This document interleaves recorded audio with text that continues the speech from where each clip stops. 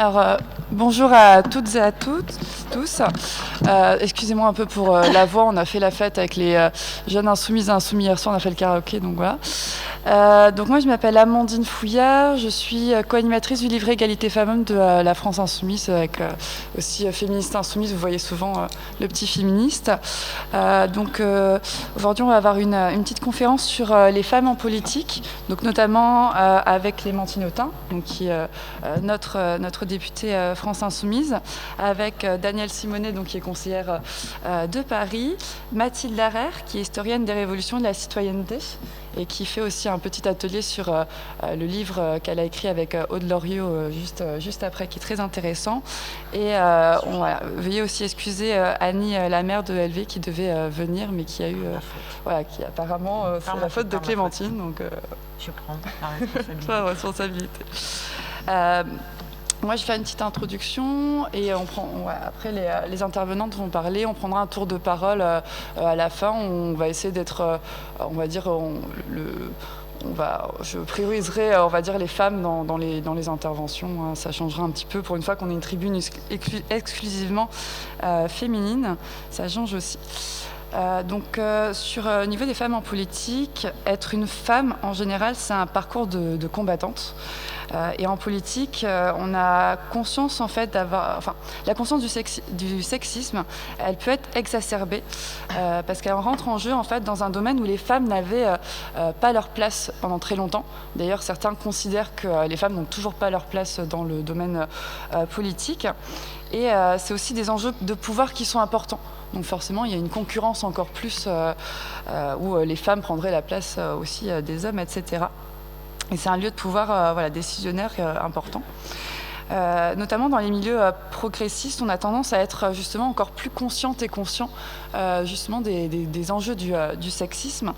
On a tendance justement à y réfléchir, à avoir la volonté de faire changer les choses. Et donc au final, en fait, on a aussi l'impression de le ressentir plus, puisqu'on en a encore plus conscience. Et donc, notamment aussi quand on parle des femmes en politique, on a tendance à voir les élus, les femmes en responsabilité.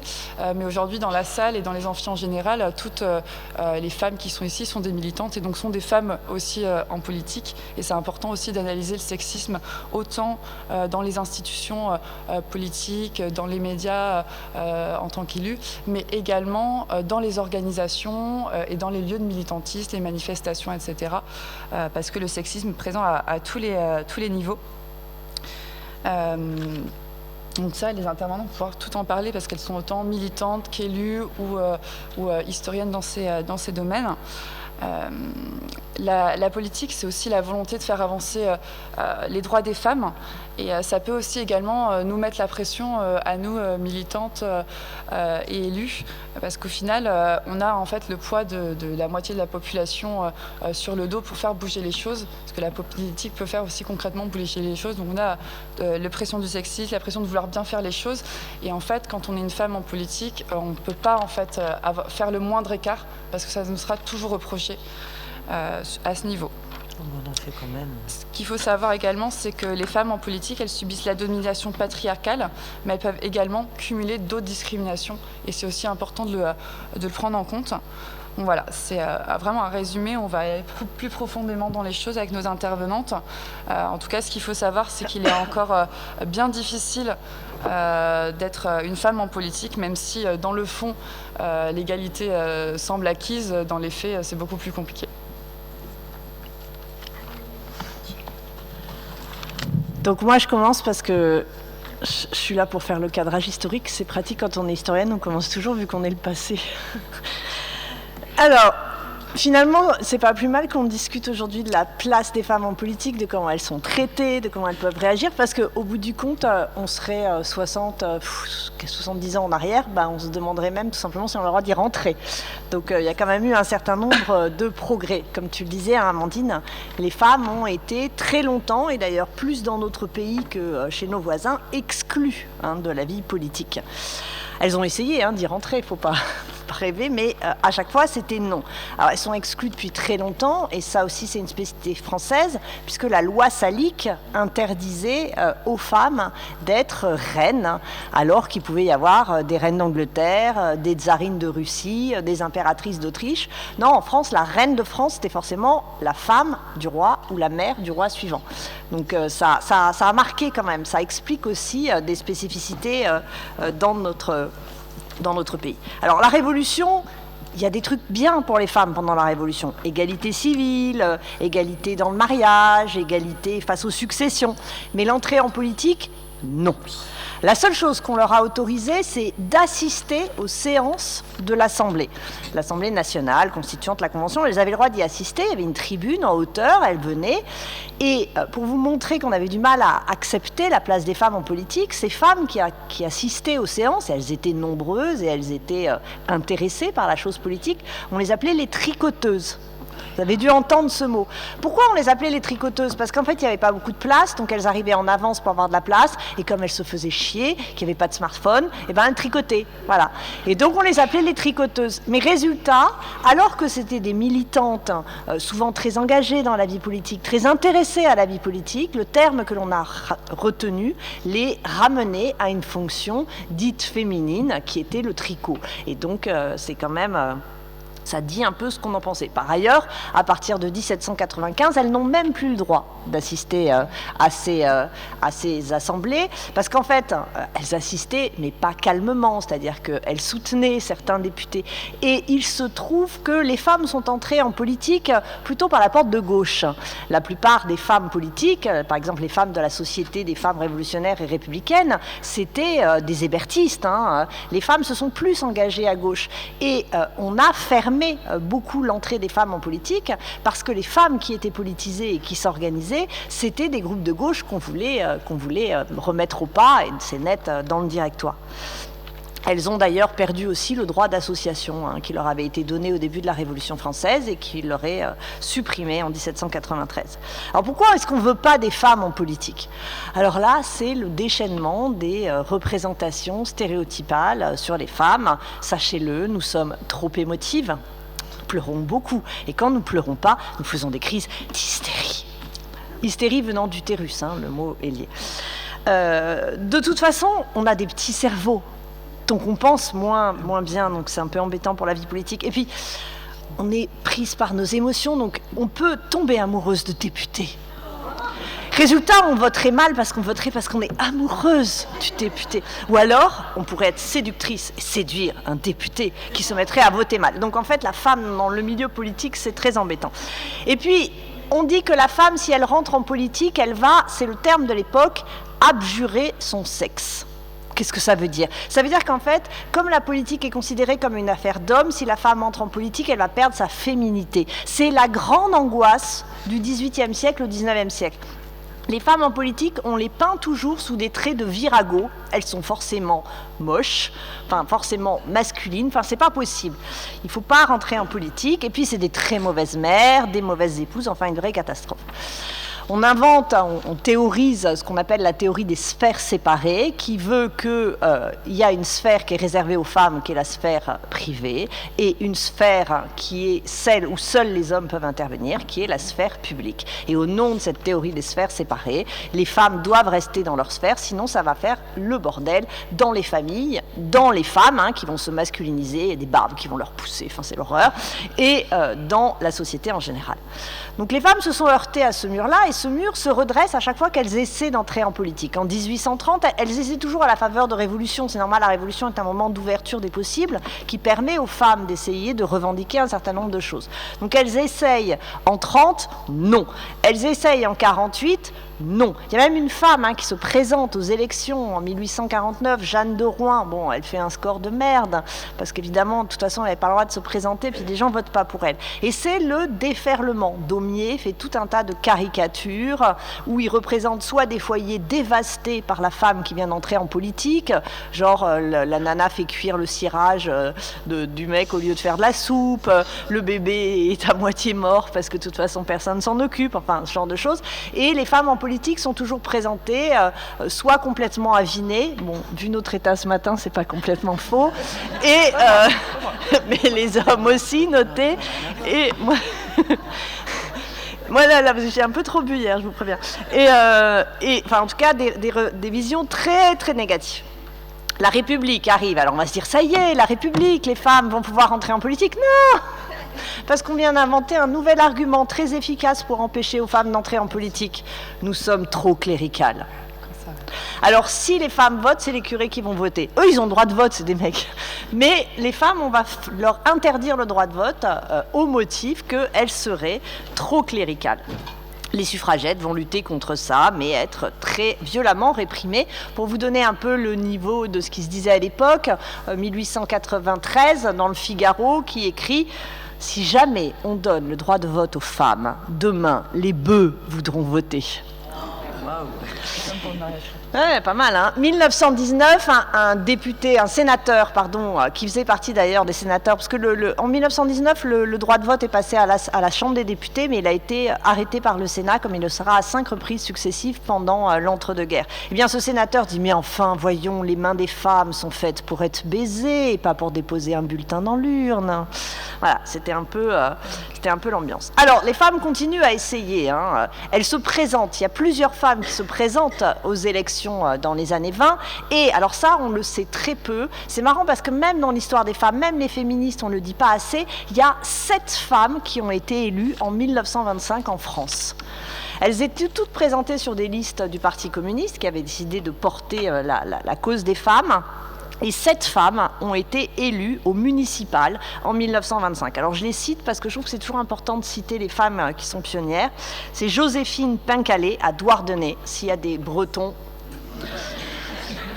Marthe Tesson à Bobigny, Marie-Julienne Ché à Saint-Denis, Marine Chapon à Villejuif, Augustine Variot à Malakoff et Émilie Joly, qui n'a rien à voir avec la comédie musicale, et Adèle Métier à Saint-Pierre-des-Corps. Alors il y a beaucoup la banlieue rouge puisque c'était des listes communistes. Bon, cela étant dit, elles ont réussi à siéger 6 mois à peu près dans les conseils municipaux, puis ça a été invalidé par le Conseil constitutionnel et elles ont perdu. Mais voilà, en fait, il y a même des femmes qui sont rentrées en politique assez tôt, hein. Après, vous savez, il y a des secrétaires d'État en 1936, mais pour autant, le droit de vote n'est pas donné. Bon, le droit de vote est donné en 1945, ça y est, en 1944, exercé en 1945.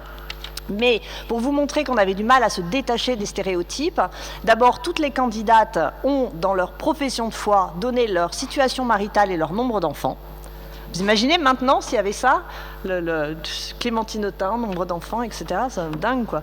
Et au premier vote des femmes, il y a un journal qui titrait « Mesdames, quand vous sortez de l'isoloir, n'oubliez pas de vous repoudrer et de vous mettre de rouge à lèvres pour rassurer votre mari. » Cette peur toujours de la perte de la féminité. Ouais, celle-là, en général, elle fait marrer. Alors...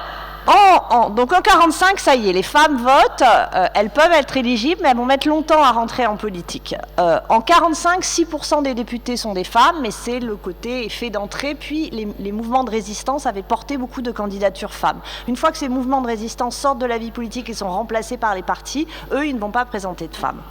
Ce qui fait que pendant toutes les années 50, 60, 70, même jusqu'aux années 80, on est à 2-3% de députés qui sont des femmes. Elle devait s'en sortir un peu seule, hein. C'est Simone Veil qui dit justement qu'il faut faire voter la loi sur l'IVG par une assemblée composée quasiment uniquement d'hommes, ce qui posait un certain nombre de problèmes. Bon, ça a remonté un petit peu en 1981 avec Mitterrand. Ensuite, les femmes se sont battues pour la parité, elles se sont battues dans les partis, à gauche surtout, à droite aussi. Ça a été difficile, hein. En 96, quand le PS essaie d'avoir des listes, enfin la moitié de candidates femmes, ça passe très mal. Il y a une très grosse résistance des chefs de fédération. Il y en a un, par exemple, qui dit au national « Non, mais moi, je veux pas de femmes, hein. Dans ma circo, c'est pas possible. Enfin, si vous en trouvez une qui sait chasser le sanglier, je la veux bien, mais enfin, ça n'existe pas. » Voilà. Un peu l'ambiance. Mais bon, petit à petit, ça finit par avancer. Il y a les fameuses lois parité qui ont été, qui plus est, améliorées en augmentant les sanctions financières, ce qui fait que maintenant elles sont plus ou moins appliquées. Parité des candidatures pour les scrutins uninominaux, liste dite Shabadabada, parce que c'est un homme, une femme, un homme, une femme.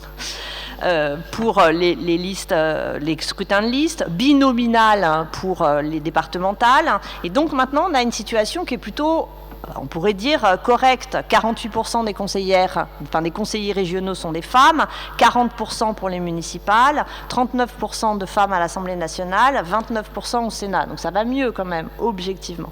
Mais qualitativement, c'est pas génial. 16% seulement des maires. 4 présidents de région sur 18. Une seule femme, première ministre dans notre histoire. À l'Assemblée nationale, quand on regarde le temps de parole, c'est les hommes qui l'emportent. Quand on regarde les postes à pouvoir, les directions, c'est quand même les hommes. Et puis les femmes, elles sont toujours reléguées dans les attributions, les délégations qui relèvent du care, comme on dit, santé, famille, le social, voilà, les trucs gentils, quoi. Et puis par ailleurs, mais ça, vous le direz sûrement beaucoup mieux que moi, le problème des femmes, c'est que de toute façon, ça va jamais. Elles sont jamais habillées comme il faut. Ça, on dirait un casting de la vache qui rit, quoi. Trop court, trop long, trop triste, trop coloré, trop sexy, pas assez sexy. Bon, elles sont toujours émotives, ça ne change pas. Voilà, faut croire que c'est dans les gènes. Elles sont toujours aussi, ça peut être très mal vécu pour certaines femmes politiques d'être là pour le quota, pour la parité. Bah, tu serais pas là s'il n'en fallait pas une sur deux.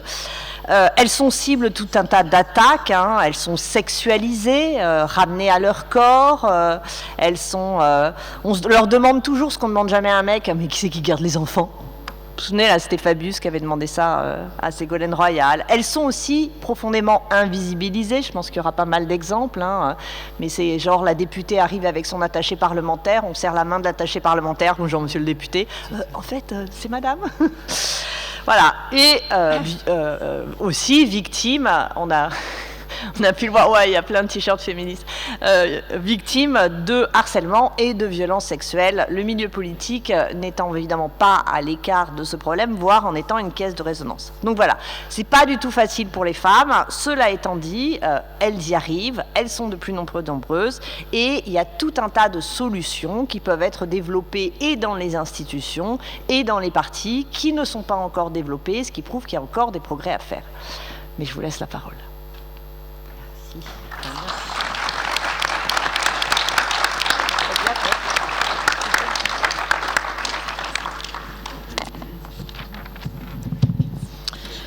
Eh bien, écoutez, après ces éléments voilà, historiques, moi j'ai pris plein de petites notes. Merci beaucoup.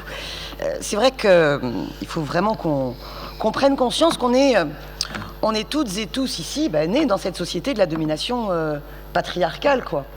Et forcément, on est né et donc on s'est construit dans cette société qui nous a aussi façonnés et déterminés. Et tous les partis politiques, tous les mouvements politiques, y compris la France Insoumise, eh bien, toutes et ici dans cette salle, on est issus de cela. Et on est issus de cela sans en être toujours conscient. Et même, je pense, les plus féministes ont besoin toujours de faire un travail pour décortiquer ce que l'on vit et les rapports sociaux dans lesquels on est embringué et ce que nous-mêmes pouvons produire. Moi, je vais commencer par des petites anecdotes. Par exemple, quand je suis au Conseil de Paris, alors vous savez, je suis seule au Conseil de Paris, France Insoumise. Hein, je suis un groupe à moi toute seule, comme je dis. Bon. Et alors, quand j'ai pu parfois prendre des positions un peu, moi, je n'ai pas trouvé ça spécialement courageuse, mais visiblement, c'était courageux parce que j'étais la seule à les prendre. Par exemple, voter contre la convention avec Lafarge pour le sable de Paris-Plage. Et bien, alors là, ça fait des buzz sur les réseaux sociaux, sur les vidéos. Et puis, il y a souvent un super compliment, parce que je sais que c'est l'intention qui revient toujours, c'est « Madame Simonet, vous avez de grosses couilles. » Waouh! Mais non. J'ai les ovaires, mais alors balèzes. Donc ça, c'était un fil que j'ai tiré d'une première conférence gesticulée, Hubert, les salauds et mes ovaires, pour justement prendre ce fil féministe et... par le biais d'anecdotes vécues qui sont rien de grave, hein. Je n'ai pas vécu de choses extrêmement violentes, mais ça me semblait important que toutes ces petites violences symboliques, on se les dise et on se les raconte, parce qu'elles en racontent très long sur cette domination patriarcale. Donc à chaque fois qu'on veut faire un compliment pour une femme, eh bien on lui donne des attributs masculins, et vous, messieurs, eh bien à chaque fois qu'on va vouloir vous dénigrer, vous vous rendrez compte qu'on va vous donner des attributs féminins. Et Et donc on voit bien le bon fond sexiste et homophobe de la société de domination patriarcale. Il faut en être conscient parce qu'il faut à chaque fois chasser ces petites choses-là qui, hélas, continuent d'installer un univers idéologique de domination culturelle patriarcale. Bon. Je pense qu'il faut aussi avoir conscience que si on ne naît pas femme et qu'on le devient, eh ben, on ne naît pas féministe et on le devient ou pas. C'est pas parce qu'on est des femmes qu'on est féministe. Hein, genre, pas du tout. Sinon, le problème serait résolu depuis longtemps puisque nous sommes majoritaires dans la société. Nous ne sommes absolument pas une minorité. Nous sommes 52%. Bon. Mais c'est vrai qu'il est... Bon. Moi, personnellement, je n'ai pas toujours été féministe et je tiens à le dire pour justement montrer qu'on doit travailler sur nous-mêmes, quoi, et que c'est important. Mais c'est vrai que moi, la loi sur la parité, ça a été déterminant. Je militais déjà dans le syndicalisme étudiant. Alors, moi, j'étais quand même plus, comment vous dire, j'étais plus compétente pour l'organisation. Hein, vous voyez ça? J'étais mieux pour l'animation des équipes militantes. Hein, voilà. Moi, j'étais pas forcément bonne pour la figure tribunicienne et pour faire. Non, je pense que c'était pas dans mes traits de personnalité, je pense vraiment. Hein. C'était pas dans mon moi intérieur. Hein. Voilà. Bon, et alors en 2001, loi sur la parité. Bon, j'étais au Parti socialiste à ce moment-là. Il y en a encore qui. Il y a des plus jeunes dans la salle qui savent pas ce que c'était. Ils ont oublié. Bon, mais j'étais quand même dans l'aile gauche du Parti socialiste. Non, c'est pas une bonne excuse. Ok. Bon, on savait dans notre courant que, à l'approche des municipales, si on pouvait avoir des élus, un ou une élue, ça serait une élue, parce que forcément les mecs entre eux allaient se bastonner, puisque beaucoup allaient être évincés des listes, et que donc il n'y aurait aucun homme entrant, hein, parce que quand même il faut que ceux qui étaient déjà là étaient forcément déjà là par compétence, donc il fallait qu'ils le restent. Et donc ça serait en présentant une femme. Bon. Et forcément dans mon courant à l'époque ça n'était pas forcément super bien passé, puisque le responsable de mon courant était un homme. Il y en a un homme qui suit, merci, et qui assume la prise de parole en public, mais parce que lui il en a la compétence de prendre la parole en public. On l'applaudit, voilà. Alors que vous, les femmes qui êtes majoritaires dans cette salle, je pense que vous avez encore un problème de compétence dans la prise de parole en public. Et à ce moment-là, par exemple, on rentre d'une assemblée générale de section du Parti socialiste, et moi j'habitais Porte de Bagnolet à Paris, et il y avait pas mal de prostituées dans ce quartier, et lui était à l'avant de la voiture avec son camarade à côté, donc moi forcément j'étais à l'arrière, hein, dans un rapport pas du tout dominant, hein. Et le camarade je sens qu'il va faire une bonne vieille blague bien graveleuse. Et donc, il fait mine d'ouvrir la fenêtre et de parler aux femmes qui faisaient le trottoir et de leur dire, écoutez, alors, vous voulez pas rejoindre le Parti socialiste? Parce qu'en ce moment, avec les élections municipales, on recrute n'importe qui, on rase gratis. Bon, et en fait, ça a été une violence absolue, et pourtant j'ai dû répondre. Là, je n'en avais absolument pas. Je suis sortie de la voiture, j'ai même pas eu la capacité de claquer la porte. Mais je peux vous dire qu'en rentrant chez moi, je me suis regardée dans la glace, seule dans ma salle de bain, et c'est à ce moment-là que je me suis dit, dorénavant, je suis féministe. Parfois, il faut un truc qui déclenche, quoi. Donc posez-vous aussi la question, quel a été le truc qui déclenche? Parlez entre vous, échangez sur le truc qui déclenche. Ça me semble important. Mais ça montre bien qu'il fallait cette loi sur la parité pour que nous-mêmes aussi on se foute un coup de pied dans le cul. Et qu'on se dise, mais non, on est tout à fait aussi compétents que les mecs, ça. Faut arrêter avec cette connerie-là. Mais pourtant, vous vous rendrez compte que même dans la France insoumise, hein, on n'est pas extérieur à la société. Prochaines élections européennes, pour la désignation des candidatures et constituer les listes, il y avait 637 candidatures. Et parmi ces 637 candidatures, il n'y avait que 131 candidatures de femmes. C'est-à-dire que spontanément, les hommes se sont tout à fait sentis compétents pour être ou devenir soit quelqu'un plus actif sur la liste européenne, soit député européen, voilà, alors que les femmes, majoritairement, n'ont pas souhaité y aller. Mais il peut y avoir aussi plein d'autres aspects. Je veux dire, sur les législatives, je pense qu'il y a eu plus d'hommes qui ont assumé à un moment donné d'être sur une circo qui n'était pas forcément là où ils militaient avant, où ils étaient déjà construits et impliqués. Or, les femmes, en tous les cas, elles étaient beaucoup plus dans la construction locale et vont même pas imaginer d'aller ailleurs. Donc c'est des rapports de compétences. Mais après, il faut aussi s'interroger. On n'est pas forcément obligé de tout reproduire. Dans le rapport au pouvoir, il y a peut-être des choses qui ont été, certes, développées surtout par les hommes, parce que c'est les hommes qui sont majoritaires en politique, et qui peuvent être des grosses conneries, avec lesquelles nous sommes en désaccord dans notre projet de 6e République. Et donc, le rapport aussi, qui est bien sûr un rapport très... une reproduction des rôles sexués, le fait que les femmes soient plus dans l'organisation, dans le collectif, dans l'éducation populaire, dans tout cela, il ne faut pas non plus qu'on se mette à le balayer, se dire, bon alors... et sans se rendre compte, se dire on va tous développer le comportement cliché masculiniste qu'on peut observer pour devenir vraiment l'égal de l'homme en politique. Attention, ce serait une connerie monumentale. C'est pour ça que je pense que s'émanciper de tous ces rapports de domination passe aussi énormément et surtout par aussi les méthodes de l'éducation populaire dans l'organisation de nos réunions qui permettent justement de repenser le rapport aux politiques de manière cohérente par rapport à notre projet de révolution citoyenne qui est de mettre en mouvement le peuple et pas se mettre en mouvement soi dans un rapport solitaire d'exercice du pouvoir. Et tout ça, ça se travaille et ça se lit. Petite anecdote comme ça. Dans mon propre parti, le Parti de gauche, qui est un parti féministe qui a mis la question de la parité et la question de la lutte contre la domination patriarcale dans ses statuts, aux précédentes élections municipales de 2014, juste avant, je souhaitais être candidate et proposer ma candidature. Et dans une assemblée générale de mon propre parti, il y a une femme, pas un homme, une femme, qui à un moment donné a sorti cette phrase que je trouvais énorme. Alors pour ceux qui ne me connaissent pas, c'est vrai que je l'ai connue pour être celle qui faisait des méthodes militantes un peu différentes, les cris dans le métro, les ateliers de lecture, les porteurs de parole, plein de choses comme ça. Et une femme qui dit « Enfin, quand même, Daniel, c'est des élections importantes. Il nous faut un homme politique d'envergure nationale !» Et cette phrase, elle est énorme, parce qu'on découvre que le groupe nominal envergure nationale est de genre masculin. Alors...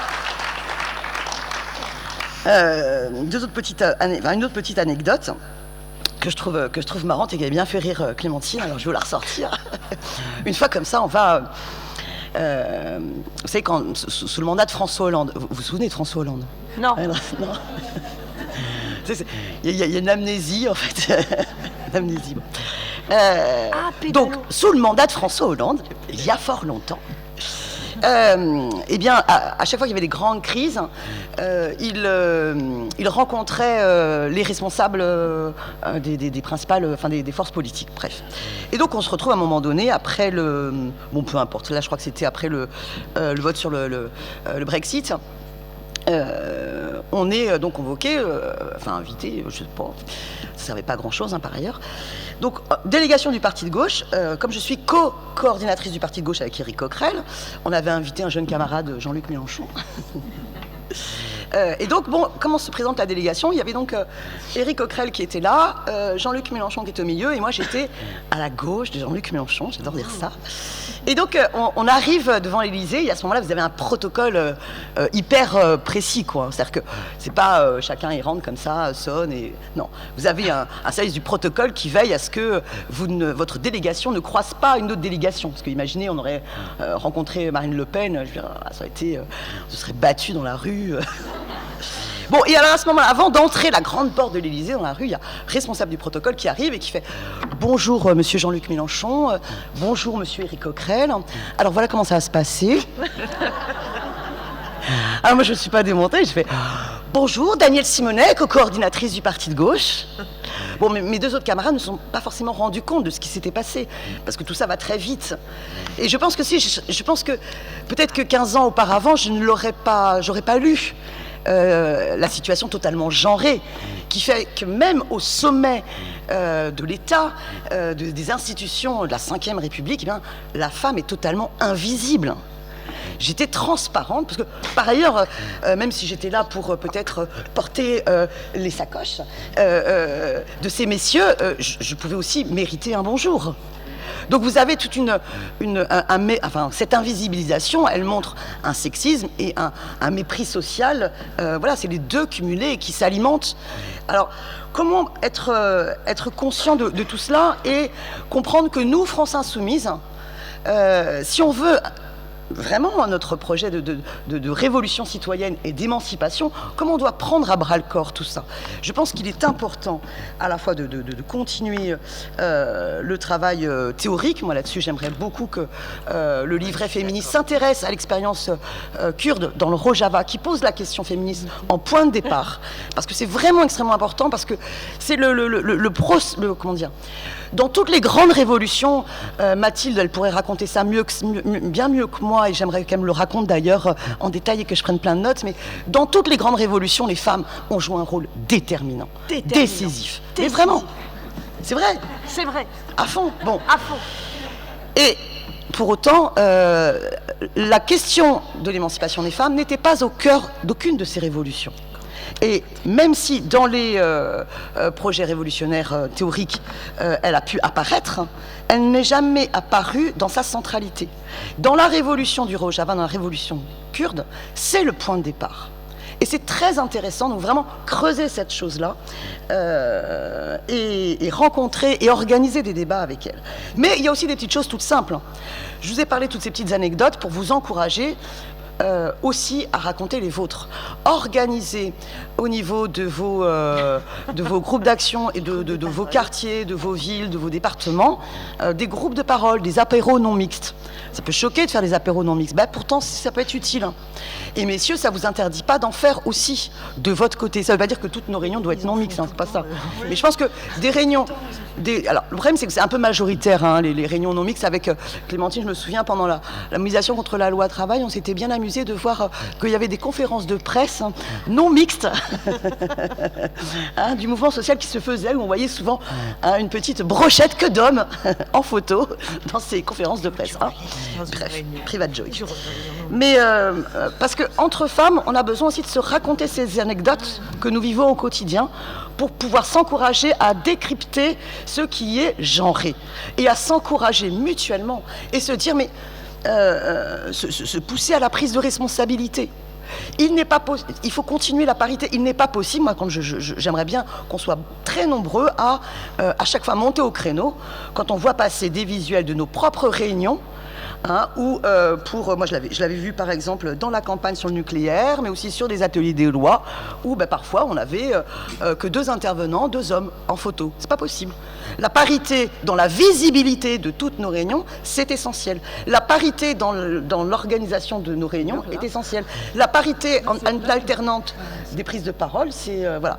Sauf quand tout d'un coup vous pouvez faire aussi que femmes, parce que comme on a 2000 ans de retard, je pense qu'il y a un petit peu de marge, et que bon, parfois, cette chose-là à l'envers, voilà, voilà un petit peu les petites choses que je vous ai dites, mais je voulais vous dire, j'ai peut-être sans doute déjà bien débordé mon temps, voilà. Et nous, on a les ovaires, mais alors, balèze.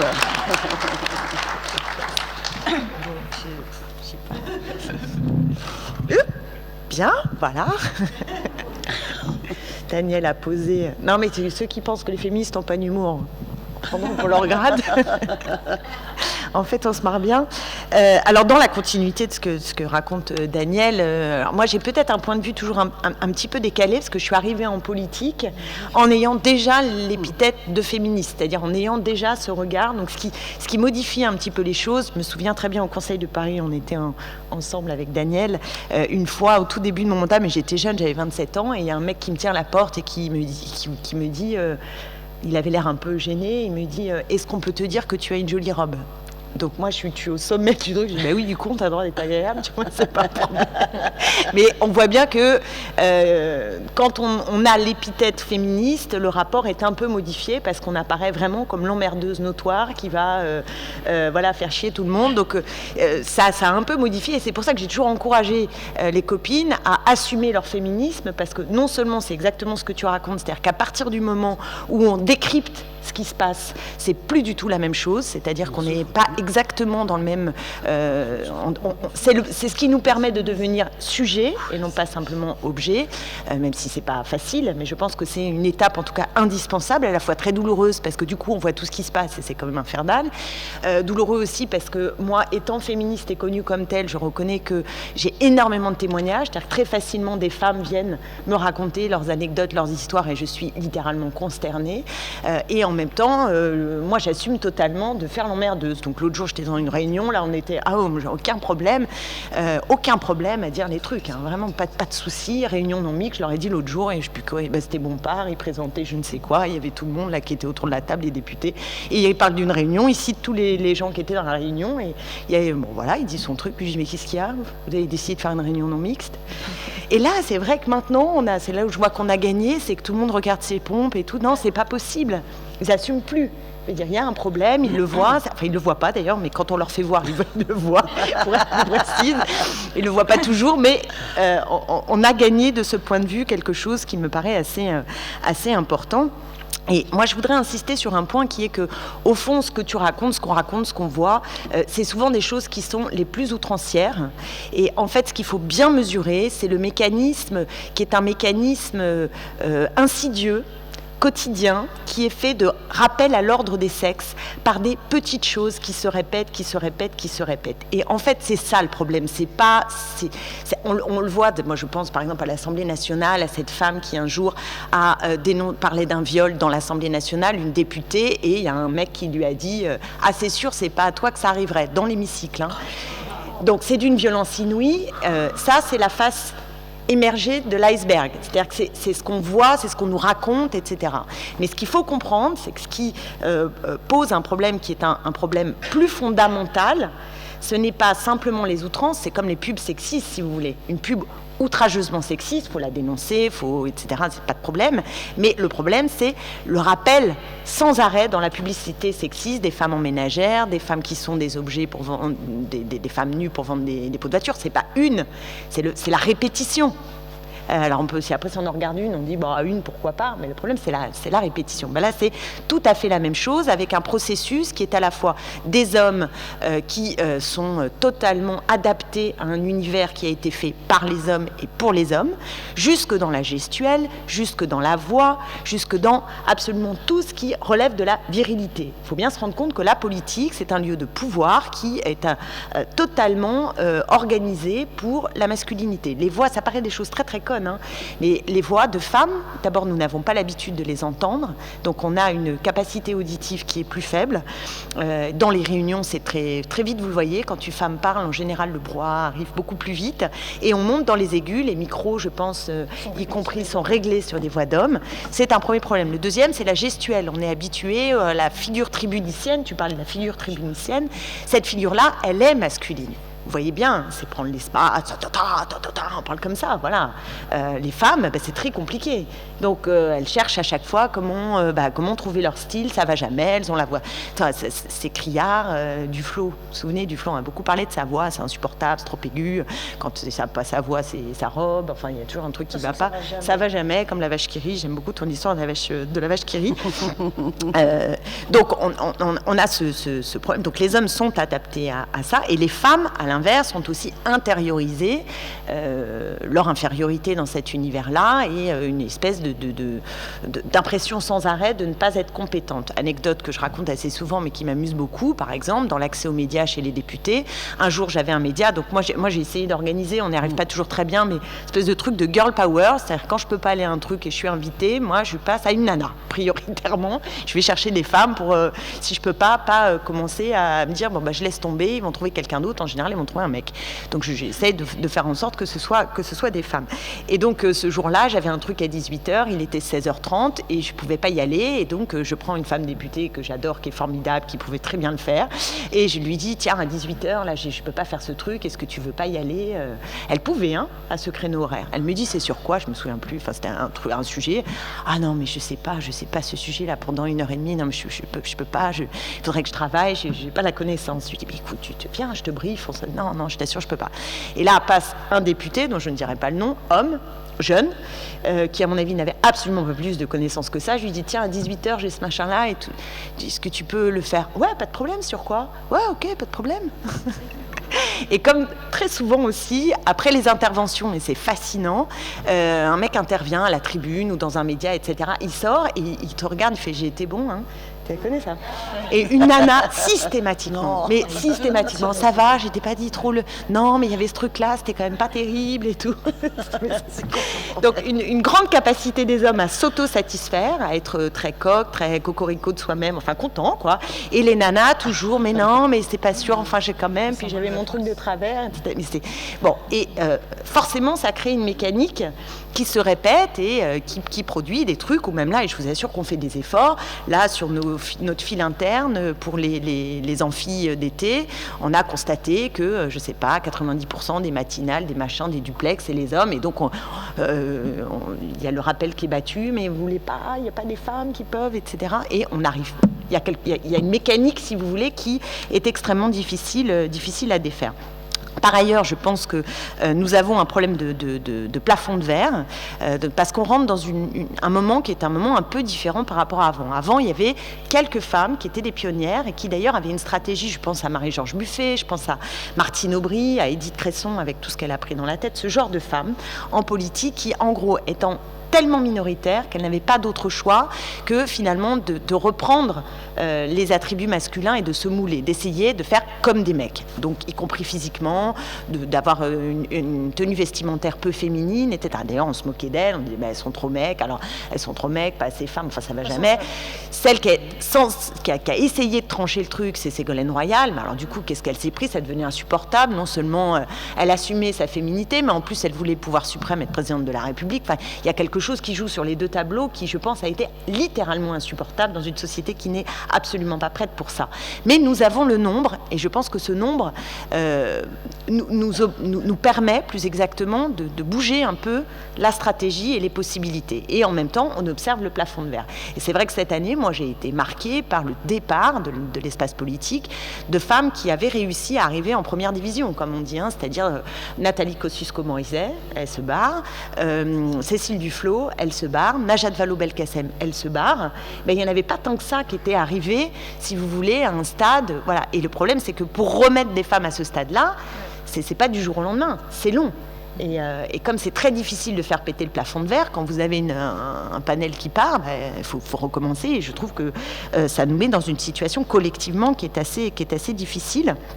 Et je pense que du coup, nous pouvons maintenant essayer de travailler cette question que tu as posée, Daniel, et je la partage totalement, c'est-à-dire d'abord de la sororité, se dire qu'il n'y a aucune solution individuelle, les solutions sont collectives, et nous appartenons maintenant à une génération, enfin nous, le moment politique est un moment qui permet cette sororité, grâce aussi à la loi sur la parité qui a créé un appel d'air, et il faut que les femmes cessent de culpabiliser là-dessus, parce que moi j'entends beaucoup de femmes dire « Ah non mais c'est horrible, je ne veux pas être là au nom de la parité ». Non mais...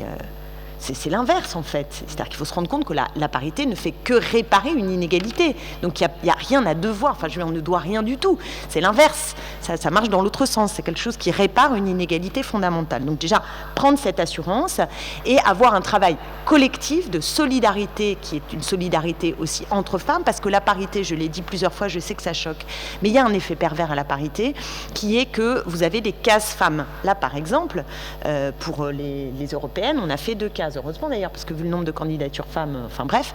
Mais du coup, les concurrences se font entre femmes puisque vous avez des places femmes. Et donc, c'est ça que j'appelle effet potentiellement pervers. Parce que du coup, les femmes s'engueulent entre elles et puis les mecs s'engueulent entre eux pour avoir les places éligibles. Et ça se multiplie pour tous les scrutins de liste, voire même pour des scrutins uninominaux. Donc, ne pas tomber dans ce piège-là et essayer d'avoir des espaces qui sont des espaces d'échange, des espaces de solidarité. Ça, c'est le premier point. Mais le deuxième, qui est, à mon avis, au moins aussi important, il est d'arriver à travailler cette question du rapport entre pouvoir et féminité. Si on part du principe que les femmes n'ont pas à rentrer en politique pour faire la politique dans les clous de la virilité, tel que ça a existé depuis des siècles et des siècles, mais qu'elles n'ont pas à abandonner tout ce qui relève de la féminité. Tu parlais de l'émotion, par exemple, l'émotivité, qui est vécue comme quelque chose de négatif Non, c'est pas forcément négatif. Ah non, ça, mais je sais bien que tu le dis. Mais donc, aussi, émotif, hein. Et Jean-Luc aussi est émotif, oui. Enfin, mais il y en a plein qui sont émotifs. C'est pas, on est plus ou moins émotif, etc. Mais c'est les larmes, par exemple. Le gros truc, c'est les larmes. Exactement, parce qu'elles nous viennent plus facilement à nous, les femmes. Bah, Les larmes. Voilà. Donc il faut qu'on arrive à travailler ça, je vous disais, sur la gestuelle, sur le rapport à une certaine forme brutale d'exercice, mais aussi sur les thématiques. Quand tu disais les femmes plus spontanément vont sur tout ce qui relève du care, mais on pourrait aussi se dire que la dévalorisation d'un certain nombre de thématiques par rapport à d'autres, parce qu'elles sont jugées féminines ou l'inverse, enfin vous voyez ce que je veux dire, à nous aussi de relever, enfin de dire mais non, on doit aussi relever l'appréciation que l'on a d'un certain nombre de thématiques. Donc il faut qu'on arrive à travailler ça, pas parce qu'on ferait de la politique différente, parce que naturellement on est différente, mais parce qu'on n'a pas le même quotidien, on n'a pas la même histoire, et qu'à partir de là, il y a des choses qu'on peut bousculer collectivement, et je pense que la politique a besoin de ça, a besoin d'être bousculée de cette façon-là.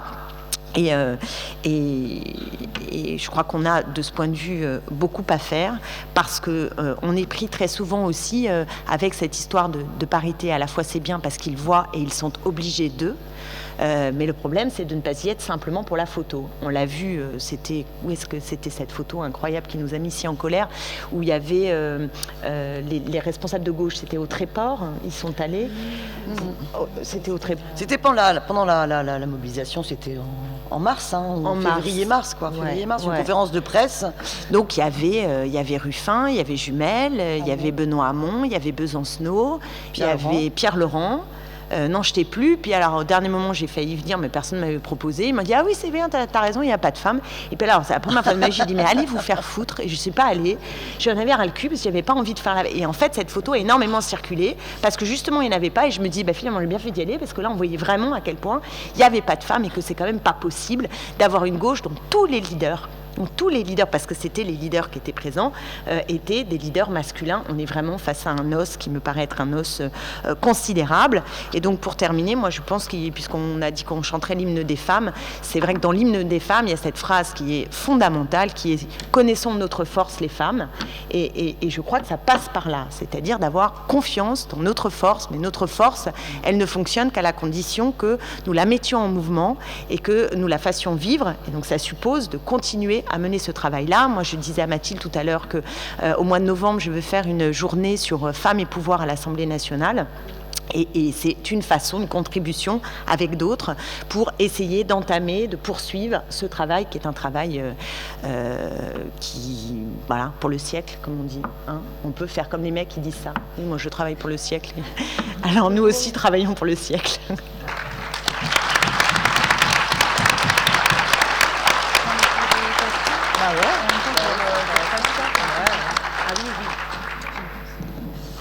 C'est qui passe le micro? Ah, c'est moi. Non, la salle. Bah oui, c'est moi. Il se déplace. Non, je vais le placer. Alors là, on va prendre une série de questions et d'interventions. Je vais faire également passer une petite fiche de contact si vous voulez participer justement à changer le monde et changer la France insoumise sur les questions justement du féminisme, etc. Voilà, comment ce truc fonctionne.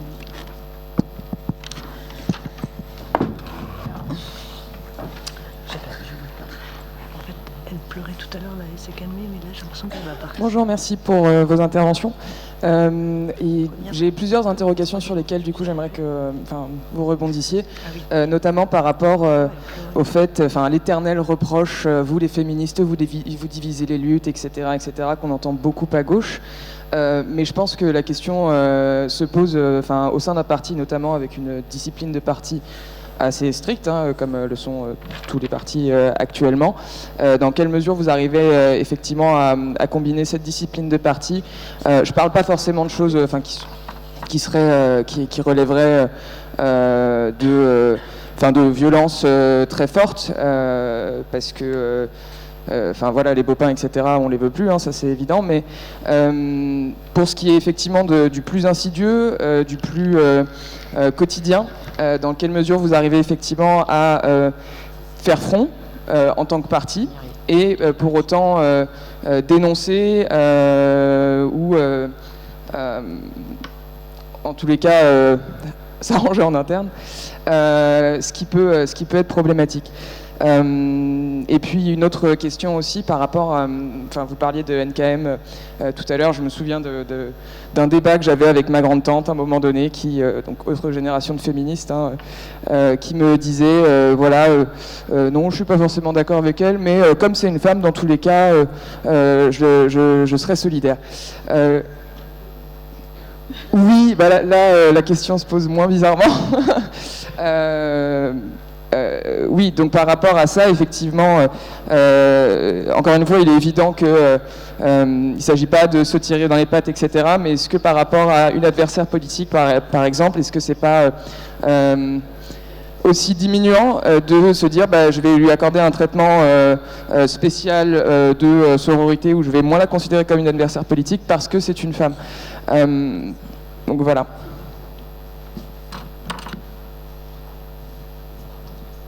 Alors moi j'ai un témoignage et aussi une perspective. Donc moi je suis élue municipale depuis 2014 et jusqu'à 2014, moi la parité je trouvais ça extrêmement, pour le coup, profondément sexiste.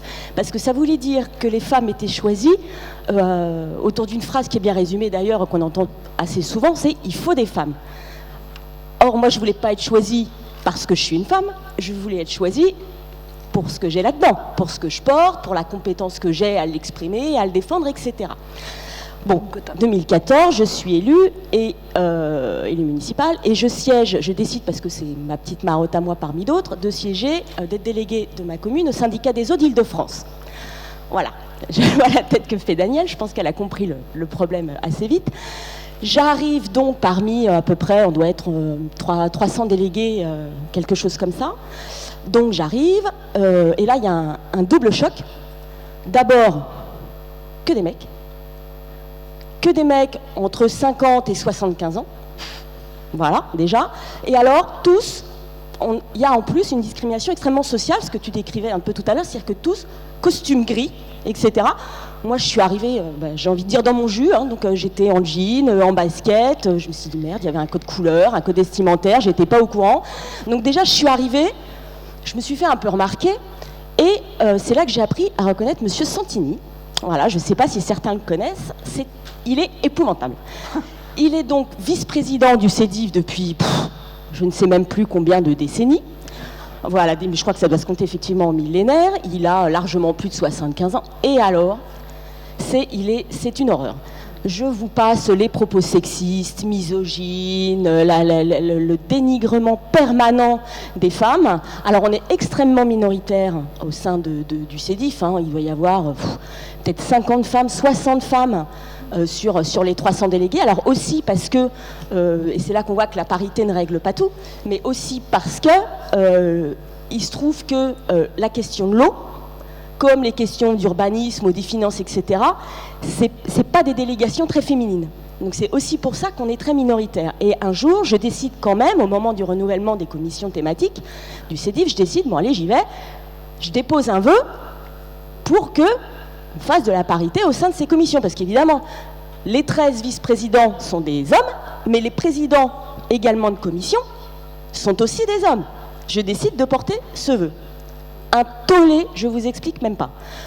Avec des propos, mais épouvantables, et puis sous le ton de la plaisanterie, c'est toujours très drôle avec Monsieur Santini. Ah, mais des femmes, on en a déjà eu, ça crée un bazar pas possible. Elles crient, elles pleurent, etc.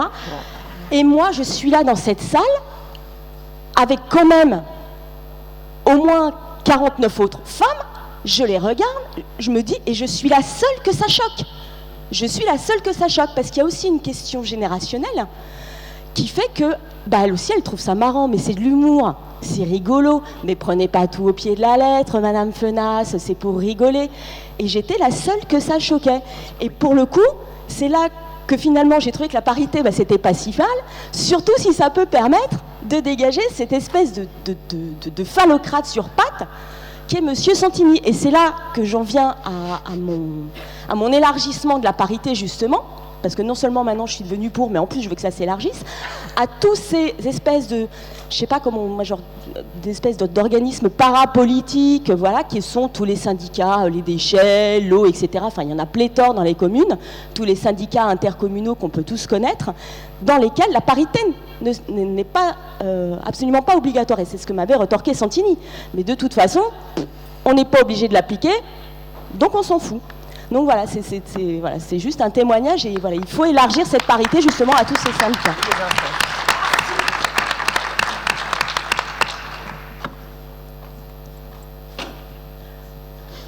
Je voulais dire pour le féminisme, je voulais dire par rapport qu'est-ce que le féminisme. Je voulais vous dire que c'était pas forcément les femmes, c'était aussi les hommes. Quand on regarde, il y a un sondage qui a été fait là, dernièrement. Enfin, il y a 70% des femmes qui se disent féministes et environ 50% des hommes. Donc voilà, quand on dit nous les femmes, moi je pense que c'est nous dans l'ensemble. Par rapport aussi à la définition de féminisme, je me posais la question, on dit c'est la lutte contre les stéréotypes de genre. Donc ça concerne à la fois, moi je pense, à la fois les hommes et les femmes. Et donc il y a, par rapport à la sphère familiale aussi, on pourrait essayer de faire un travail par rapport à ça pour essayer de développer cette lutte contre les stéréotypes qui sont faits aux hommes par rapport qui sont faits là-dessus, quoi, pour la famille.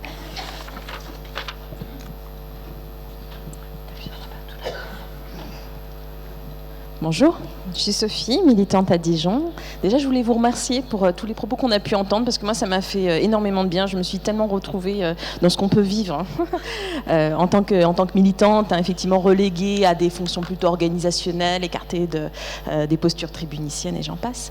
Et donc, du coup, moi, j'avais plus une question qui portait sur un partage d'expérience, qui est de dire, effectivement, au-delà de la figure de l'emmerdeuse féministe, est-ce qu'on peut en développer d'autres? Est-ce que vous arrivez à développer d'autres postures? Et comment, effectivement, vous faites passer cette notion, quand on voit même parmi nos camarades militants, la question du patriarcat est extrêmement mal comprise en tant qu'oppression systémique. Ils sont immédiatement visés en tant qu'individus, ce qui est un contresens complet, enfin pas un contresens, mais en tout cas une mauvaise compréhension. Et donc de savoir par rapport à votre expérience à vous, parce que ça m'intéresse beaucoup, la posture qu'on peut avoir entre imposer ou convaincre et effectivement comment tenir le curseur finalement. Je ne sais pas, par rapport à ce que vous avez vécu, pour effectivement faire passer au mieux le discours et puis arriver à quelque chose de productif, parce que effectivement l'opposition systématique, on voit bien que ça crispe beaucoup aussi. Au fond, ça crispe beaucoup. Alors je risque de casser l'ambiance, je suis désolé, c'est vraiment pas mon intention, mais pour moi c'est une question qui est importante et essentielle. Elle fait polémique, mais il me semble qu'elle est très actuelle et qu'elle est complètement dans ce sujet-là. Je prends beaucoup de gants avant de la poser parce que j'entends déjà les réactions. Pas taper. Que ferait la France insoumise, ou que devrait faire selon vous la France insoumise, si une personne, une femme voilée, voulait se présenter à les élections en tant que sous l'étiquette France insoumise, quoi. Il me semble que c'est une question importante. Alors, vous imaginez bien que c'est pas que cette question-là, mais c'est la question plus globale, forcément, de la laïcité, du combat féministe au sein des religions, etc. Voilà. Tu l'as toujours celle-là maintenant. Ah bon? Merci. Tu n'apprends pas une intervention féministe sans avoir. Donc merci aussi aux intervenantes. Donc, je pense qu'en effet le débat de la question du féminisme et de l'implication des femmes en politique est très important. On voit qu'il y a une recrudescence de ces luttes-là à l'échelle internationale en ce moment, notamment avec la question du droit à l'avortement. On a vu d'énormes manifestations en Pologne, en Irlande, en Argentine là, il y a peu.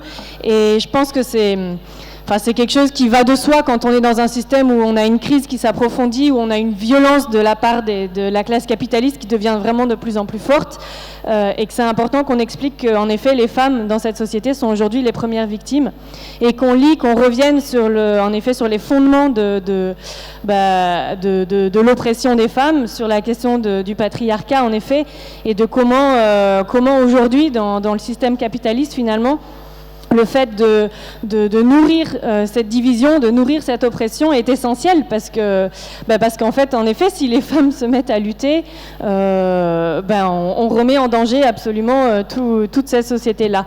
Donc je pense que on a en fait un grand rôle à jouer en tant qu'insoumis dans le fait d'expliquer ça et d'avoir une attention particulière sur toutes ces questions. D'arriver à les lier finalement à notre combat plus général contre cette société et d'arriver à intégrer et à former un maximum de femmes, tout en ayant conscience en effet que ça demande du temps et de la patience. Et c'est en ça que je trouve que tout ce qui a été soulevé sur cette loi parité est très intéressant, parce que être pour ou contre, c'est compliqué, mais moi je pense qu'en effet, dans la société dans laquelle on est et à l'heure qu'il est aujourd'hui, on doit être pour. Mais on doit aussi se dire qu'en fait, il ne devrait pas y avoir besoin d'une telle loi. Enfin, qu'il faut utiliser ça justement pour arriver à convaincre les femmes, pour arriver à se faire relever, à faire soulever des femmes, à les impliquer dans la lutte, à la fois pour s'émanciper en tant que femmes, mais aussi pour qu'il y ait finalement une émancipation beaucoup plus générale de tous les êtres humains sur cette planète, quoi. Et que, en effet, le plafond de verre, il est là, et que cette loi parité, elle ne peut pas se suffire en soi. Parce que le plafond de verre, il existe dans cette société. Comme je disais, le capitalisme a besoin qu'il y ait cette division entre les sexes, notamment, en plus de toutes les autres formes de division et d'oppression. Mais que voilà, il faut aussi qu'on explique que ça ne peut pas suffire en soi et que ce plafond de verre ne se lèvera que quand on en aura fini avec ce système. Et donc, j'ai l'impression, oui, qu'en effet, tout ça, ça avance. Et qu'au sein de la France Insoumise, en tout cas, moi, localement, là où je milite, il y a une réelle attention pour ça, et je pense que c'est le cas dans beaucoup d'endroits, qu'avoir les femmes, c'est une nécessité. Si on veut arriver à notre projet d'un monde meilleur, si on veut arriver, on est obligé d'impliquer les femmes. Et que du coup, ça demande en effet d'approfondir toutes les questions particulières qui nous touchent, parce qu'en effet, on a un quotidien aujourd'hui qui est particulier. Et que l'implication des femmes en politique, ça s'entend dans les institutions, mais pas seulement. C'est ça aussi le point que je voulais faire. C'est que l'implication des femmes, c'est aussi dans les luttes au quotidien, c'est aussi dans leurs boîtes, c'est aussi dans leur quartier, c'est aussi par rapport aux écoles. Et que voilà, c'est pas forcément dans des campagnes et dans la politique comme on l'entend au niveau institutionnel, mais c'est dans les luttes au quotidien sur le terrain. Et là, déjà, il y a énormément de femmes qui se battent et qui réalisent en fait le rôle qu'on peut avoir dans cette société-là. Parce que quand les femmes se mettent en lutte contre le système, une fois qu'on a commencé ça, je pense qu'on le fait en général avec une grande efficacité. On a tellement été formés depuis des générations à faire tourner des foyers, à gérer à la fois nos boulots, nos maisons. Qu'on mette cette efficacité-là au service, je pense, de la lutte contre le système capitaliste, de construire la France Insoumise en tant qu'un mouvement avec un vrai potentiel pour défendre un avenir sain pour tous. Je pense que c'est une attention qu'il faut avoir et que les femmes déterminées sont en effet une force qu'il faut qu'on arrive à soulever pour gagner. Voilà.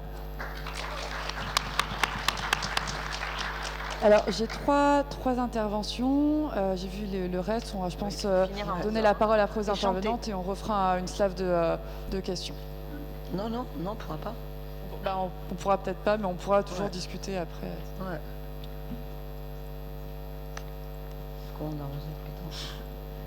Alors, bonjour. En fait, je voulais juste faire une remarque par rapport à la conférence, vu qu'elle s'appelle Femmes en politique. Sauf que je constate qu'il n'y a que des femmes blanches à la tribune, et on parle que de vécu de femmes qui vivent moins d'oppression que d'autres. Et je trouvais qu'il ne fallait pas oublier toutes les personnes trans et les personnes racisées. Surtout dans le mouvement de la France Insoumise, ils sont souvent mis de côté. Et je rejoins l'intervention de tout à l'heure par rapport aux femmes voilées, puisqu'il y a eu quand même beaucoup de propos islamophobes, même au sein du mouvement. Bien. Bonjour, moi j'ai une question. J'ai moins de 30 ans. Qu'est-ce que vous pensez de la nouvelle génération? Est-ce qu'il y a des changements? Est-ce qu'il y a des aspects positifs, négatifs? Quels sont les freins? Parce que moi c'est un débat que j'ai relativement souvent avec mes amis, etc. J'ai du mal à me positionner. Et aussi dans les grosses boîtes, je travaille dans une grosse boîte privée, il y a certains points d'amélioration comme il y a des... on appelle ça des fast track pour les femmes, où il n'y a que des femmes pour qu'elles puissent monter plus rapidement dans la hiérarchie. Mais évidemment, si une femme réussit bien, c'est quand même qu'elle a couché. Donc voilà, qu'est-ce que vous pensez de ma nouvelle génération ?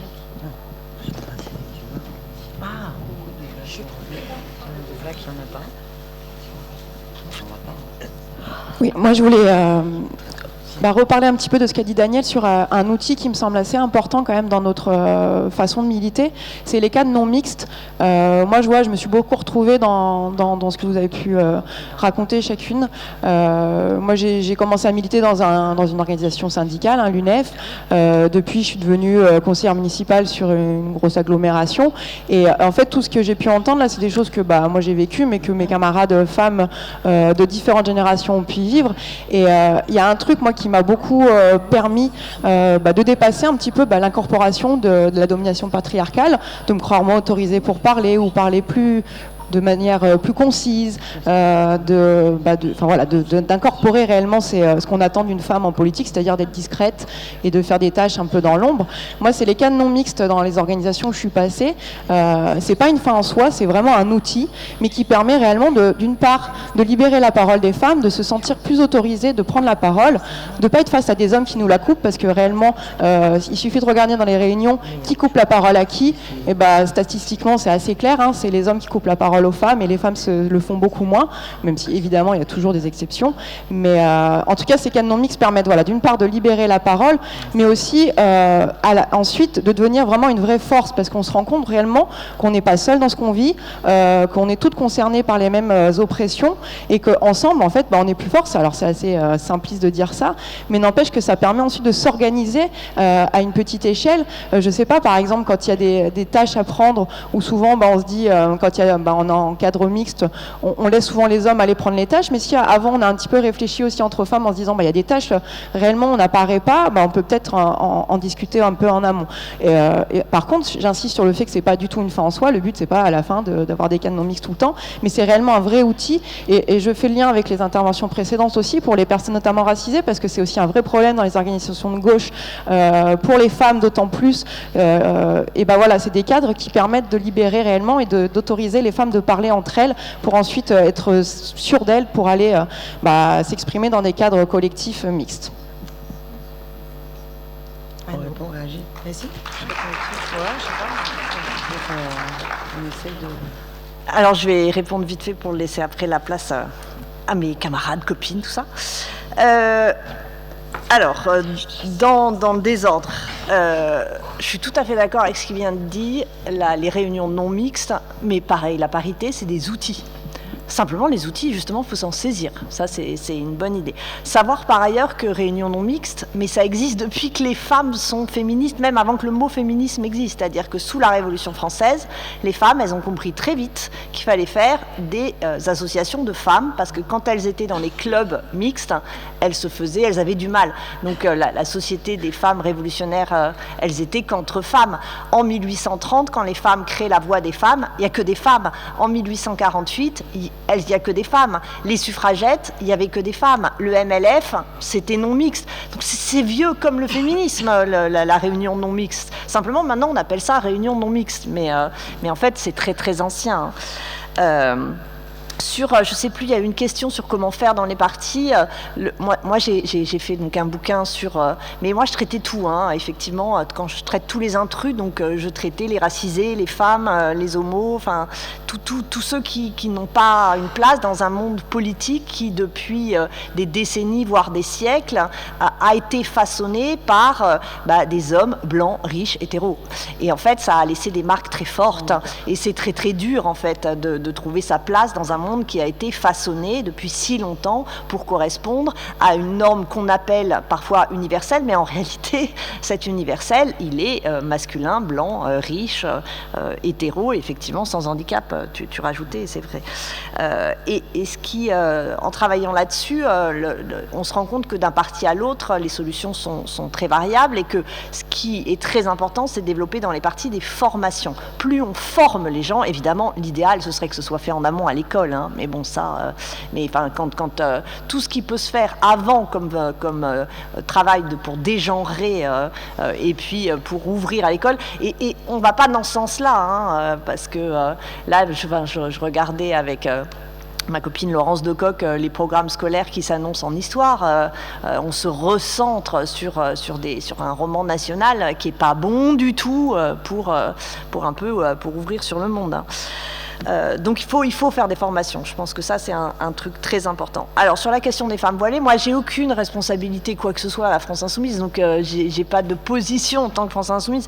Mais moi, évidemment, ça me pose zéro problème qu'il y ait une candidate voilée. Bien au contraire. Enfin... Je pense que c'est aux femmes de choisir de se dévoiler oui, c'est elles qui choisissent de se voiler. Enfin, on est en France là et qu'alors là, moi, le débat qu'il y avait eu sur la candidate du NPA, pour moi, si elle était voilée et celle de l'UNEF, pareil. Mais bon, ça n'engage que moi. Hein, je suis pas du tout. Donc voilà, je peux juste dire ça. De façon générale, et je rebondis sur une question qui a été dite, je pense que ce vers quoi il faut tendre, et c'est pas le plus évident, c'est qu'il faut dégenrer la politique. Parce que cette politique très genrée, très viriliste, hein, elle est très mauvaise pour les femmes, on l'a dit, mais effectivement, elle n'est pas forcément bonne pour les hommes non plus. Parce que la grosse figure tribunicienne, avec sa grosse voix, etc., finalement, avec tout ce qu'elle implique et qu'elle charrie d'imaginaire viril, elle ne correspond pas à tous les mecs non plus, quoi. Et ils n'ont pas forcément tous envie de rentrer dans ce truc-là, et ils n'ont pas tous envie de faire de la grosse voix à la tribune. Et au bout du compte, si on arrive à dégenrer la politique, ça fait de la place pour tout le monde. Et effectivement, ça ouvre aussi à tout ce qui peut... voilà, on explose un peu ces cadres figés de l'homme viril à la tribune. Et ça fera du bien, non seulement à ceux qui veulent faire de la politique, mais à la politique aussi, et à ceux qui, après, en ont les conséquences. Donc moi, je prêche plus pour... dégenrer la politique. Après, c'est pas évident, hein, mais c'est pareil, ça se travaille, ça y réfléchit, on peut faire des formations, il y a plein de trucs à faire pour essayer de dégenrer la politique.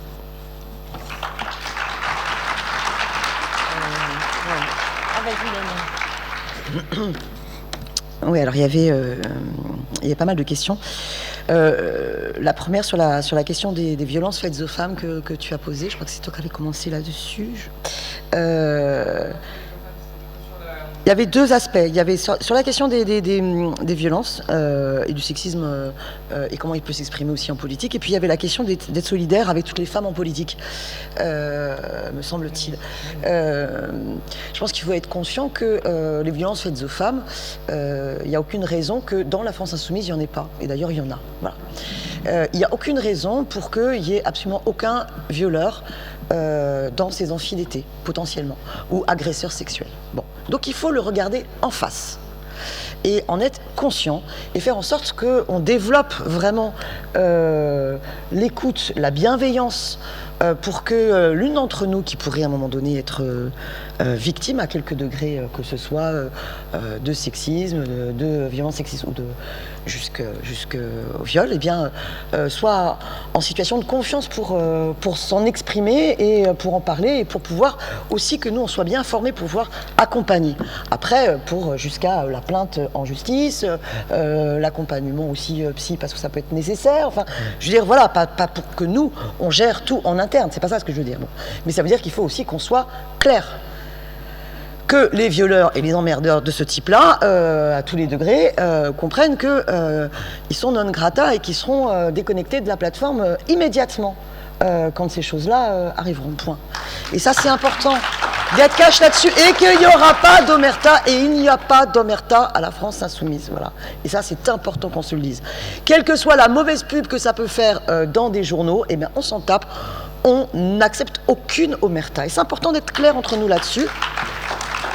Mais on a encore du retard, hein. Il faut qu'on développe nos cellules d'écoute au niveau national, au niveau aussi au niveau local, pour être capable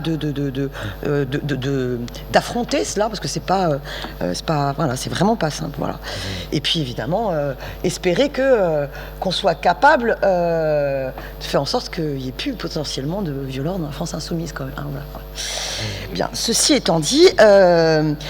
Être solidaire de toutes les femmes en politique, ben moi, NKM, j'étais candidate au municipal, il y avait Hidalgo, NKM, moi, en 2014, donc je me sentais pas une obligation de solidarité qui faisait qu'il n'y avait plus de confrontation politique. Non, je veux dire, absolument pas, il y avait une confrontation politique. Par contre, si une femme est attaquée, même si elle n'est pas de mon bord politique, parce que femme, sur sa façon de s'habiller, sur je ne sais quoi, ou avec un propos sexiste, c'est une obligation d'être solidaire à ce moment-là. C'est une obligation. Et donc ça, je pense que vraiment, on ne va pas tout d'un coup ne pas dénoncer le sexisme sous prétexte que c'est quelqu'un avec lequel on est en total désaccord. Mais y compris si c'est une fasciste. Si c'est une fasciste et qu'elle est attaquée, non pas sur le fond politique de son projet fasciste, mais sur un propos sexiste, il faut le dénoncer aussi. Parce que sinon, comment vous allez mener cette bataille culturelle contre la domination patriarcale si à un moment donné, vous êtes ainsi. Sur la question des femmes voilées. Alors que moi, je n'ai pas forcément le même point de vue. Moi, une femme voilée sur la photo des candidats est présente dans un débat de la même manière qu'un homme qui porterait la kippa ou quelqu'un qui aurait une croix. Enfin, quelques citoyens-citoyennes qui, sur une liste municipale et donc en rôle de représentation du peuple, en rôle de représentation politique, auraient un signe ostentatoire qui est un signe ostentatoire religieux. Je pense que nous devons ne pas être d'accord avec cela. Que après, on va pas faire le concours on va pas faire le concours de claques. Je pense qu'il faut qu'on s'écoute dans ce débat-là, parce que vous allez voir ce que je vais dire et peut-être que vous allez être dans la merde et pas savoir comment on va applaudir. Hein, vous savez pas. Hein. Bon, moi je pense que dans toutes les religions monothéistes, il y a vraiment quelque chose qui est similaire, c'est la domination patriarcale dans les trois religions monothéistes. Et dans les trois religions monothéistes, la question du voile, elle est là. Hein, les grand-mères veuves portugaises, elles portaient toutes le voile. Hein. Bon, si vous croyez que ça n'a strictement rien à voir avec le fait qu'il faut cacher, parce que je reviens de vacances du Portugal et qu'on a cette image-là sur plein de cartes postales. Vous avez plein de cartes postales sur l'artisanat ou sur les traditions folkloriques portugaises et les nanas avec le voile, et ça m'avait fait marrer parce que je veux dire, c'est exactement la même justification. Voilà, bon. Donc, n'oublions pas, le voile est un symbole d'oppression. Il faut que la femme, elle cache sa féminité, elle cache ses cheveux. Bon, c'est pas neutre tout cela. Et on est dans un contexte où on sait qu'il y a une volonté de l'islam politique de se développer par ce biais-là. Pour autant, est-ce que ça veut dire qu'une femme qui porte le voile est forcément moins... comment dire ? Elle serait forcément beaucoup moins féministe que toute autre femme. Je veux dire, vous pouvez rencontrer une femme qui porte le voile et qui est bien plus féministe par ailleurs qu'une autre. Donc ce problème-là est quand même beaucoup plus compliqué que cela. C'est-à-dire que faut pas mettre sur le même plan ce que moi, en tant que militante politique, je peux caractériser sur le symbole du voile et la raison pour laquelle une femme, à un moment donné, le porte. Il faut faire le travail de distinction de cela. Et c'est important, et respecter cette distinction de cela, et être dans l'écoute. Et ne pas renvoyer à toute femme qui porte le voile le fait qu'elle serait forcément une militante de l'islam politique, ce qui est totalement faux. Et il y a plein de raisons et de cheminements qui fait qu'une femme va porter le voile. Enfin, vous comprenez la distinction que je fais. Moi, vous pouvez avoir des femmes qui portent le voile, qui viennent en réunion avec le voile et qui, à un moment donné, vont être candidates, ils vont pas vouloir porter le voile. Tous ces cheminements-là sont possibles. Qu'est-ce que je voulais vous dire ? Donc la question, elle est plutôt vraiment pour représenter toutes et tous. On ne doit pas avoir de signe religieux parce qu'on doit mettre à distance le religieux qui relève de la sphère privée, du politique qui relève de la sphère publique de toutes et tous. Et que, moi, sur cette question de la responsable, par exemple, de l'UNEF qui portait le voile, moi, quand j'étais syndicaliste étudiant, franchement, j'aurais pas accepté qu'une nana porte le voile et soit finalement dans cette représentation politique sur un média, celle qui représente des personnes d'une communauté religieuse plutôt qu'une autre. Voilà, ça me pose un souci. Pour autant, il faut quand même qu'on continue à cogiter et à réfléchir là-dessus. Parce que moi, je reviens de 2 jours en Turquie au moment des élections en Turquie et que ça m'a quand même pas mal aussi interpellée sur le mouvement. Je vous ai parlé des féministes kurdes.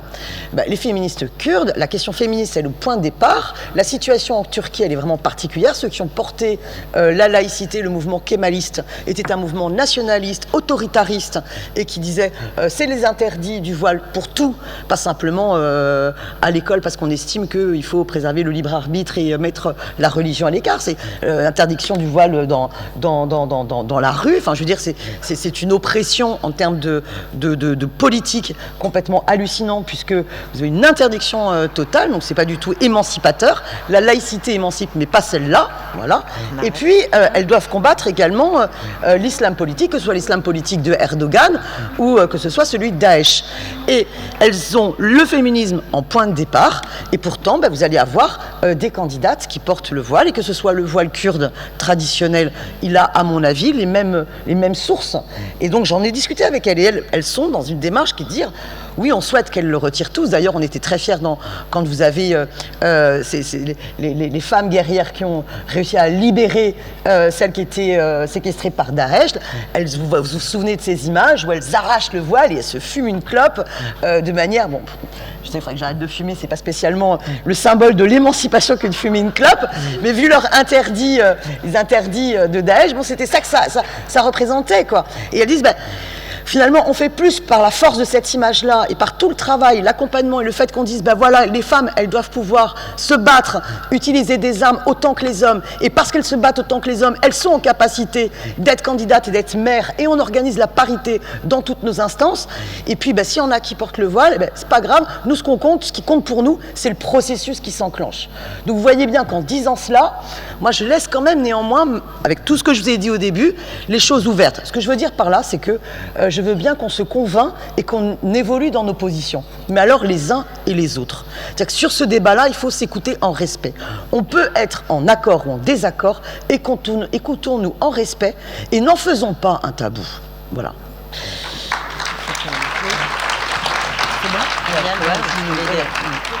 Oui, non, on doit clore. Moi, je voulais juste parler d'une chose pour terminer, qui est la question des tâches domestiques et parentales, parce qu'elle n'a pas été évoquée, et moi, je voulais en parler au début, et puis finalement, j'ai fait l'impasse, et c'est pas une petite histoire, parce que si on veut parler de femmes et pouvoir, il faut aussi parler des conditions matérielles pour faire de la politique. Et donc, si on veut que les femmes pénètrent à leur juste place dans la sphère publique, il faut aussi que dans la sphère privée, les choses changent. Tant que les femmes feront 80% des tâches domestiques et parentales, elles n'auront pas le temps nécessaire pour s'investir dans la politique. Et on le voit au quotidien. Je veux dire, les femmes, pour prendre des responsabilités, quand on est entre, en gros, 25 et 45, je fais une fourchette comme ça pour faire une fourchette, c'est très compliqué. Et je ne vous parle pas maintenant du problème qui est aussi le 4e âge, ou 3e, 4e âge, fin de vie, où c'est aussi beaucoup sur les femmes que repose la responsabilité de s'occuper de personnes âgées qui sont en grande difficulté. Donc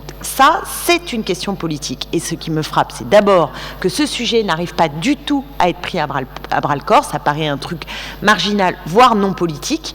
C'est-à-dire qui lave les torchons et les serviettes n'est pas encore véritablement appréhendé comme une question sociale et politique. Donc c'est à nous de le mettre sur la table et d'en faire un enjeu majeur de société, ce qui suppose de revenir sur la réduction du temps de travail, plein de choses qu'il faut qu'on mette sur la table. Mais je crois qu'il faut se dire les choses très franchement. Aujourd'hui, beaucoup de femmes refusent de prendre des postes de responsabilité en politique parce qu'elles n'ont pas le temps, parce que déjà elles ont la double journée de travail et que c'est pas possible matériellement de rentrer dans la case. Et nous, on le voit, les femmes députées, alors ça devient générationnel, c'est-à-dire que les plus jeunes hommes se préoccupent davantage évidemment de leur vie familiale. Donc ils sont eux-mêmes confrontés à cette question de l'articulation des temps. Mais je vous assure que les femmes en politique, la culpabilité est sans commune mesure avec celle des hommes. Ça n'a absolument rien à voir, ça, c'est clair. Et le deuxième aspect, d'abord à nous aussi de lâcher prise par rapport à ça, d'arriver à lâcher prise. Mais en même temps, il faut bien qui va garder les enfants. Je veux dire, c'est quand même une vraie question. Qui va garder les enfants, il faut quand même pouvoir garder les enfants. Et ce qui n'y va plus jamais arriver, c'est que les hommes pour avoir discuté des hommes politiques de premier plan. Je me souviens, je raconte toujours cette anecdote, elle est effroyable, mais elle me fait tellement rire. Un homme politique de premier plan, évidemment, je garderai secret son nom tellement c'est cocasse, mais on discutait des tâches domestiques, du partage, évidemment, et lui restait un peu dans des schémas assez traditionnels, parce que tous ces hommes qui ont fait de la politique ne s'occupaient pas à haut niveau. Ils rentraient à la maison, mettaient les pieds sous la table, leurs femmes s'occupaient de remplir le frigo, de faire les machines, d'emmener les gamins à l'école, etc. Hein.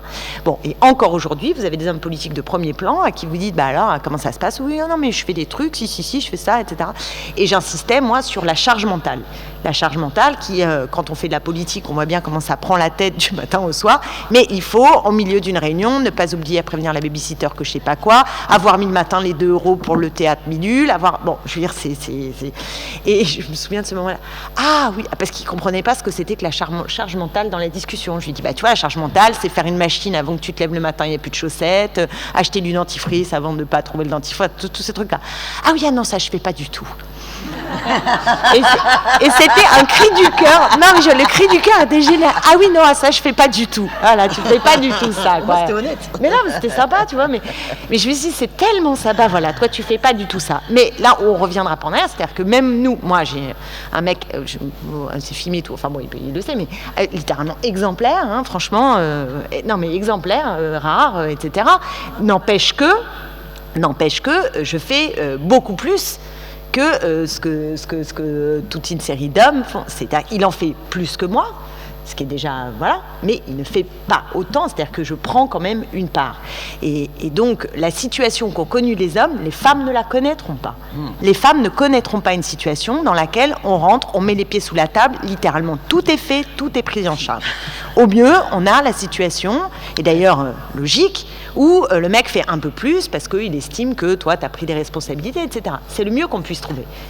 Mais si on prend au sérieux cette question-là, ça veut dire que le temps de la politique ne peut plus être celui qu'il a été pendant que les femmes étaient absentes de cet espace-là. Et je ne sais pas si vous voyez le chantier qui s'ouvre à nous pour penser les temps de la vie, les temps de l'espace privé, mais aussi les temps de la politique qui ne sont absolument pas adaptés à une vie dans laquelle il y aurait une égalité entre les hommes et les femmes.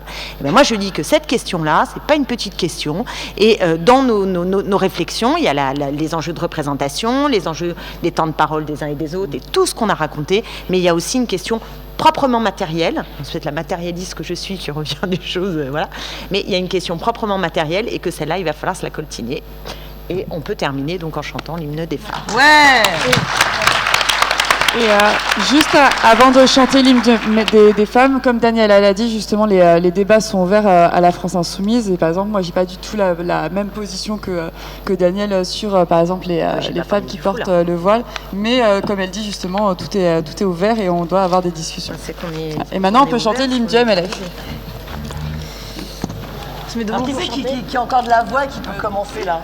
Bah si, nous qui sommes sans passé, les femmes, nous qui n'avons pas d'histoire, depuis la nuit des temps, les femmes, nous sommes le continent noir, debout nous femmes esclaves, et brisons nos entraves, debout, debout, debout. Asservis, humiliés, les femmes, achetées, vendues, violées, dans toutes les maisons, les femmes, hors du monde reléguées, levons-nous femmes esclaves, et brisons nos entraves, debout, debout, debout.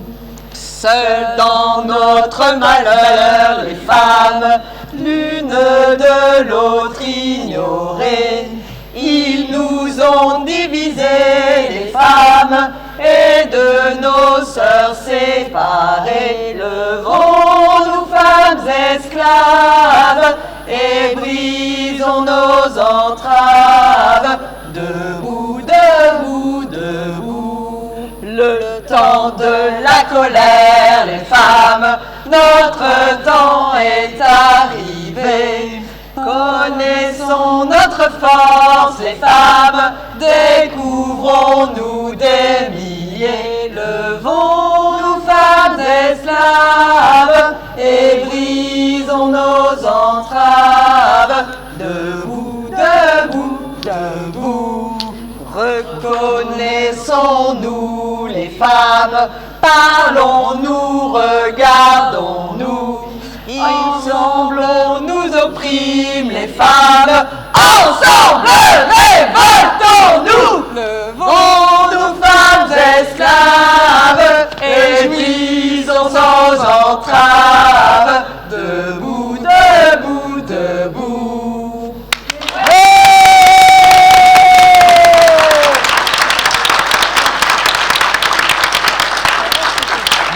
Bon, je me sauve, mais parce que... C'était en tout cas les filles. Oui, merci, bravo, c'était super. Ouais, mais en fait, je fais